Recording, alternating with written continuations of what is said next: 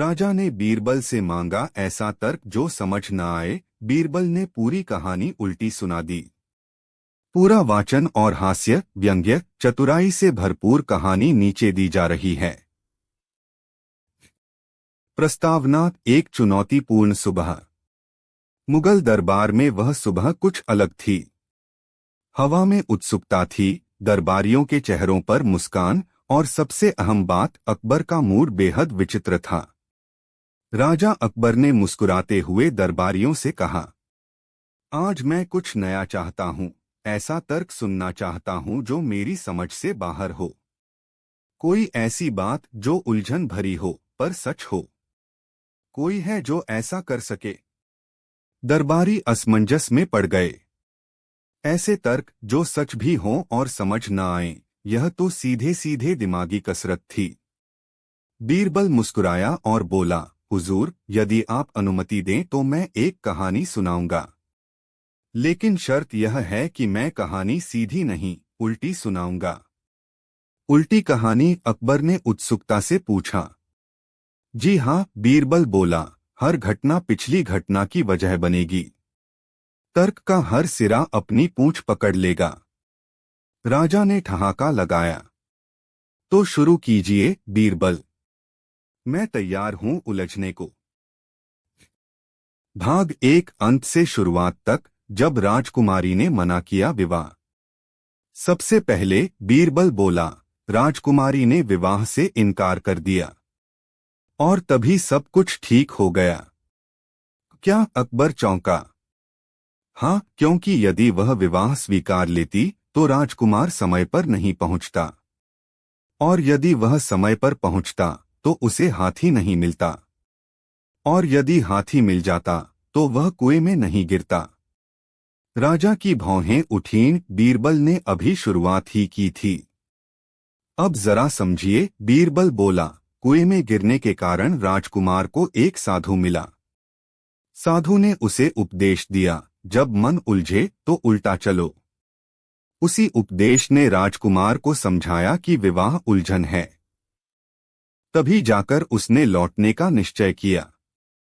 और जब वह लौटा तो देखा महल जल रहा है। महल क्यों जल रहा था? राजा ने पूछा। क्योंकि रसोइये ने खाना बनाने से पहले आग बुझा दी थी। और जब खाना न बना तो राजा ने गुस्से में आकर रसोई को ही आग लगा दी। क्या तर्क है? अकबर सिर खुजलाने लगे। भाग 2, राजा ने युद्ध जीत लिया क्योंकि उसने लड़ाई लड़ी ही नहीं। बीरबल आगे बढ़ा, अब सुनिए युद्ध की कहानी। राजा ने युद्ध इसलिए जीता क्योंकि उसने लड़ाई लड़ी ही नहीं। कैसे? दरबारी चौंक गए। क्योंकि युद्ध की पूर्व रात्रि में दुश्मन ने सपना देखा कि बीरबल ने उनके राजा के सिर पर आम रख दिया है। और जब आम गिरा तो वह घबरा गया। अगले ही दिन वह भय से युद्धस्थल में ही नहीं आया। राजा को हंसी आई, तो अब युद्ध सपनों से जीते जाते हैं? बीरबल बोला, जी हाँ, क्योंकि यथार्थ वह नहीं होता जो होता है, बल्कि वह होता है जो मान लिया जाता है। जब दुश्मन ने मान लिया कि आम गिरेगा तो वह गिरा, चाहे वह सपना ही क्यों न हो। राजा ने धीरे धीरे सिर हिलाया, बात तो गहरी है। भाग 3, एक मूर्ख ने बीरबल को ज्ञान दिया। अब सुनिए अगली उल्टी कथा। बीरबल बोला, एक मूर्ख ने मुझे ज्ञान दिया और तभी मैं मूर्ख नहीं रहा। मूर्ख कैसे ज्ञान दे सकता है? राजा ने पूछा। क्योंकि जब मूर्ख कुछ कहता है तो उसकी बातों में गलती होती है। लेकिन यदि आप उसे ठीक से समझें तो उसमें वह संकेत छिपा होता है जो चतुर को भी नहीं सूझता। तो तुमने क्या सीखा? उस मूर्ख ने कहा, पानी को आग से डरना चाहिए। मैं समझा, जब कोई अपनी सीमाओं से बाहर जाने लगे तब खुद को रोक लेना ही बुद्धिमानी है। इसी बात ने मुझे एक मंत्री की चाल समझने में मदद की, जिसने बाद में कबूल किया कि वह महल में आग लगवाना चाहता था। अकबर ने हंसते हुए कहा, तो ये मूर्ख अब सलाहकार बन चुका है? जी नहीं, बीरबल मुस्कुराया, अब वो गायक बन गया है, क्योंकि गाना सुनकर कोई सवाल नहीं करता। भाग 4 जब चोर ने चोरी से ईमानदारी सीखी। अब एक चोर की कहानी सुनिए। बीरबल ने कहा, जो चोरी करते करते ईमानदार बन गया। ये कैसे संभव है? दरबारियों ने पूछा। क्योंकि उसने सोचा, हर बार चोरी करता हूँ, हर बार पकड़ा जाता हूँ। क्या ही अच्छा हो यदि कोई एक बार मुझे कुछ दे दे बिना पूछे। जब उसे एक साधु ने बिना मांगे भिक्षा दी तो वह हतप्रभ रह गया। वही दिन उसकी ईमानदारी की शुरुआत था। लेकिन बात यहीं खत्म नहीं होती। फिर क्या हुआ? राजा ने पूछा। उसने उस साधु का धन चुरा लिया ताकि खुद को फिर से दोषी महसूस कर सके और हमेशा के लिए अपराध से तौबा कर सके। राजा सिर थाम कर बैठ गया। बीरबल, ये तर्क उलझाता है पर सच्चाई लगती है। भाग 5 बीरबल ने अपनी ही बात को झूठ कहा और वही सच साबित हुआ। और एक आखिरी कहानी। बीरबल बोला, एक बार मैंने खुद अपनी कही बात को झूठ कहा और वही बात सच निकली। क्या बात थी? राजा ने पूछा। मैंने कहा कल बारिश होगी, फिर खुद ही कहा नहीं, यह झूठ है। लेकिन रात को आकाश फटा और बारिश हुई। तो इसका अर्थ कि कभी कभी झूठ भी सच बन जाता है यदि आप उसे मान लें। क्योंकि सत्य केवल घटना नहीं, उसे देखने का तरीका भी है। समापन। राजा की हार, तर्क की जीत।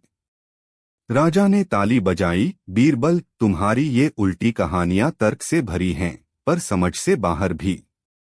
बीरबल मुस्कुराया। हुजूर, आपने ही तो कहा था, ऐसा तर्क सुनाओ जो समझ न आए। मेरी हर बात समझने के लिए उल्टा सोचना पड़ेगा, और यही असली तर्क है। राजा ने गंभीर स्वर में कहा, बीरबल, आज तुमने जो तर्क दिए वे मेरे जीवन की सबसे कठिन पहेली हैं। मैं स्वीकार करता हूँ, मैंने हार मान ली। ये तर्क सच भी हैं, पर उन्हें समझने में दिमाग घुटनों तक आ गया। बीरबल झुक गया। तो क्या मेरी उल्टी कहानी पूरी हुई या अभी अंत की शुरुआत बाकी है? राजा ठहाका मारकर हंस पड़ा। बस बीरबल, अब और उलझा दिया तो मैं खुद उल्टा लटक जाऊंगा। शिक्षा, उल्टा तर्क, सीधी बुद्धि। इस कहानी से हमें यह सीख मिलती है कि तर्क सिर्फ गणना नहीं है, वह एक कला है, सोचने का ढंग है। जब आप उल्टे दिशा में सोचते हैं तो कभी कभी वही चीजें सामने आती हैं जो सीधे सोचने पर नहीं मिलती। बीरबल की यह कहानियां इस बात की मिसाल हैं कि उलझन ही समाधान का पहला कदम हो सकती है, बशर्ते हम उसे स्वीकार करें। बीरबल ने गधे को सलाहकार बनाया। राजा बोला, अब दरबार में तर्क सुनने लायक होंगे। भाग 1 दरबार का उबाऊ तर्क युद्ध। मुगल सम्राट अकबर के राज दरबार में हर सुबह विद्वानों, पंडितों, मौलवियों, ज्योतिषियों और तथाकथित बुद्धिजीवियों की भीड़ लगती थी। ये लोग अपने अपने ज्ञान का प्रदर्शन करने आते और अक्सर ऐसे तर्क छेड़ देते जो अंतहीन हो जाते। कोई बताता कि सूरज धरती के चारों ओर घूमता है, तो कोई दावा करता कि चंद्रमा दरबार की छत से बंधा है। राजा अकबर धीरे धीरे इन तर्कों से उबने लगे थे। वे अक्सर सोफे पर पीठ टिकाकर जम्हाई लेते और सोचते, काश कोई तर्क ऐसा होता जो मनोरंजक भी होता और सार्थक भी। इसी दरमियान बीरबल हर दिन इन बेतुके तर्कों पर मुस्कराते और फिर किसी न किसी व्यंग्य से सबका मुंह बंद कर देते। भाग 2 राजा की शिकायत और बीरबल की चुनौती। एक दिन राजा ने बीरबल से कहा, बीरबल, अब ये दरबार किसी तमाशे से कम नहीं। मुझे समझ नहीं आता कि इनमें से कौन ज्ञानी है और कौन बस गाल बजाने वाला। बीरबल ने कहा, महाराज, अगली बार मैं आपके सामने ऐसा सलाहकार लाऊंगा जो न बोलेगा, न तर्क देगा, फिर भी सबसे बड़ा ज्ञानी साबित होगा। राजा हंसे, अगर ऐसा हुआ तो मैं उसे अपना राजकीय सलाहकार बना दूंगा और उसे तर्क देने की अनुमति भी दूंगा।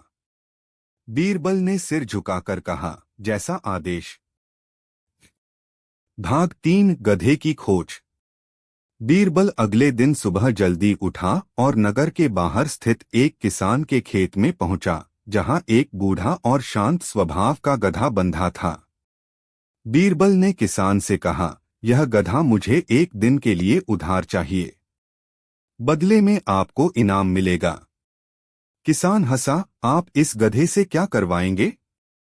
बीरबल मुस्कराया, कुछ ऐसा जो दरबार के विद्वान नहीं कर पाए। बीरबल गधे को दरबार ले आया, उसे साफ सुथरा धोया, माला पहनाई और उसके गले में एक तख्ती लटकाई जिस पर लिखा था, मैं नया सलाहकार हूं, सोचने के लिए समय चाहिए, बोलने की जरूरत नहीं। भाग 4 दरबार में गधे का स्वागत। जब बीरबल गधे को दरबार में लाया तो सारे दरबारी चौंक गए। एक दरबारी चिल्लाया, ये क्या मजाक है बीरबल? बीरबल शांत भाव से बोला, महाराज, यह नया सलाहकार है, मौन में ज्ञान है। यह तर्क नहीं करता, पर समझ रखता है। राजा ने मुस्कुराकर कहा, तुमने कहा था कि इससे दरबार में तर्क सुनने लायक हो जाएंगे, अब दिखाओ चमत्कार। बीरबल बोला, महाराज, इस सलाहकार के मौन तर्कों को सुनने के लिए पहले हमें अपने शब्दों की ध्वनि से ऊपर उठना होगा। भाग 5 विद्वानों की परीक्षा। बीरबल ने घोषणा की, आज हम एक नई परीक्षा करेंगे। हर विद्वान को इस गधे के सामने अपना सबसे गूढ़ तर्क रखना है और यह गधा ही तय करेगा कि तर्क में दम है या नहीं। दरबार में हंसी की लहर दौड़ गई, पर बीरबल ने मुस्कुराकर हाथ उठाया, जो हंस रहे हैं वो सबसे पहले आए। पहला विद्वान बोला, गुरुत्वाकर्षण नहीं होता, धरती इंसान को पकड़कर रखती है क्योंकि वह उस पर मोह रखती है। गधा एकदम शांत रहा। बीरबल बोला, सलाहकार ने कुछ नहीं कहा, मतलब तर्क तुकहीन है। एक दूसरा बोला, चंद्रमा असल में पान की दुकान है, इसलिए वह रात को चमकता है।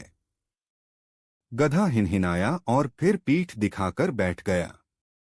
बीरबल बोला, सलाहकार ने इसे पूरी तरह नकार दिया है। भाग 6 दरबारियों की फजीहत। धीरे धीरे सब दरबारी गधे के व्यवहार से डरने लगे। कोई कुछ कहता तो गधा उसकी तरफ पीठ कर लेता, कोई बोलता तो वो आंखें बंद कर लेता। बीरबल हर बार कहता, ये संकेत है कि सलाहकार आपके तर्क को बेकार मानता है। राजा अकबर पेट पकड़कर हंसने लगे। बीरबल, क्या यह गधा सच में दरबारियों से ज्यादा समझदार है? बीरबल बोला, महाराज, यह कम से कम मौन में रहकर मूर्खता नहीं फैलाता। भाग 7 जनता में चर्चा। अब दरबार की यह खबर पूरी राजधानी में फैल गई, राजा का नया सलाहकार एक गधा है। लोग पहले हंसे, फिर सोचा, क्या यह व्यंग्य है या गहरे अर्थ का संकेत?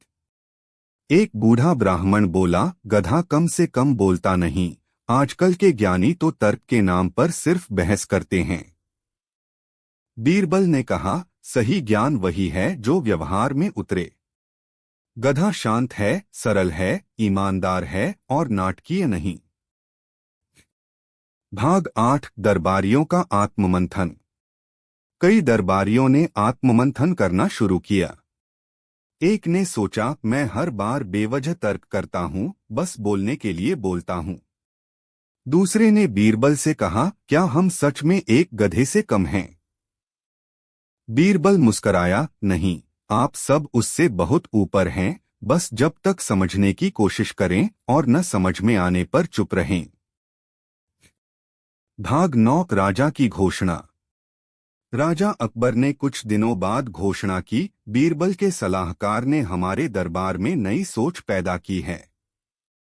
अब से हर तर्क से पहले मौन धारण करना अनिवार्य होगा। सब चौंक गए। राजा बोले, जब तक आप मौन में नहीं सोच सकते, तब तक तर्क देना वर्जित होगा। भाग 10 गधे की विदाई और अंतिम तर्क। एक सप्ताह बाद बीरबल गधे को वापस किसान के पास छोड़ने गया। किसान ने पूछा, कैसा रहा दरबार का अनुभव? बीरबल ने हंसते हुए कहा, तुम्हारा गधा किसी इंसान से कम नहीं निकला, उसने पूरे दरबार की सोच बदल दी। राजा ने आखिरी बार सभा में कहा, आज मैंने जाना कि मौन भी एक तर्क है, और सबसे मजबूत तर्क वही होता है जो शब्दों से परे होता है। गधा कोई साधारण पशु नहीं, एक मौन गुरु निकला। निष्कर्ष बटा सीख। इस कथा से यह सीखने को मिलता है कि बोलने से बड़ा गुण सुनना है, और तर्क वही मूल्यवान है जो मौन की गहराई से निकल कर आए। कभी कभी एक गधा भी दरबारियों से ज्यादा अक्लमंद साबित हो सकता है, अगर इंसान खुद को समझने से पहले सिर्फ बोलता रहे।